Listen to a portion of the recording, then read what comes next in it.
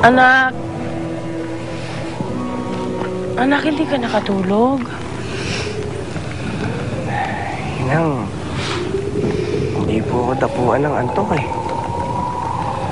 Ako? Imposible naman yan. Ikaw pa. Nung pinanganak kita, kakambal mo na antok.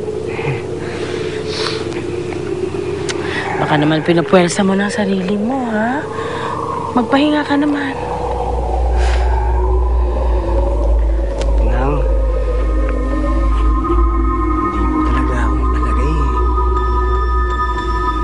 Nararamdaman ko po na mayroong nangyari sa kanilang hindi maganda.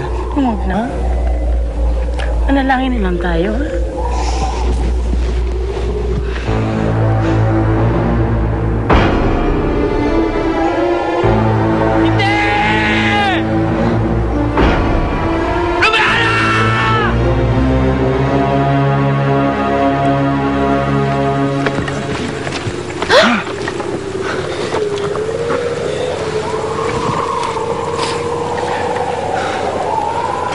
Ikinalulungkot ang nangyari doon. Namatay sila mga bayani. Anong mukha ang mayaharap ko sa kanilang pamilya? Namatay ang aking mga kaibigan habang si Romero ay nagpapakasaya. Namatay sila para lang sa wala. Adon, hindi ko kailangan ng mga salita mo, Haring Calixto. Dahil hindi nito may babalik ang buhay ng aking mga kasamahan.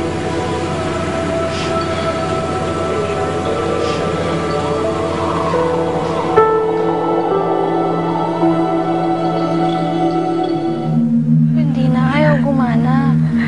Matagal ka nang walang kapangyarihan. Hindi pwede. Hindi pwede. Hindi pwede mamatay si Elvin! Elvin! Gumising ka para mo ng awa.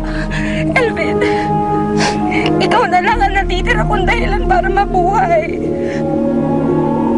Hindi ko nakakayanin kapag mawala ka sa akin. Parang awa mo na, Elvin. Camila.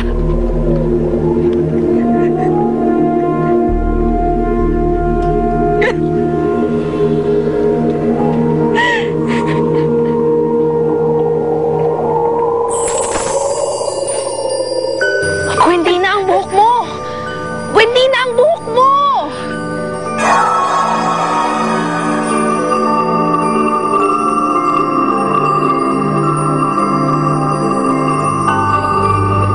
Gwendina, nagbalik na ang kapangyarihan mo?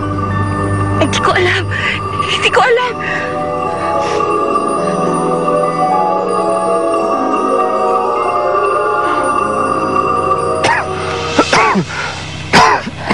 Elvin? Manila. Tinakot mo naman ako eh. Kala ko iniwan mo na ako. Huwag mo na gagawin yun ulit, ha?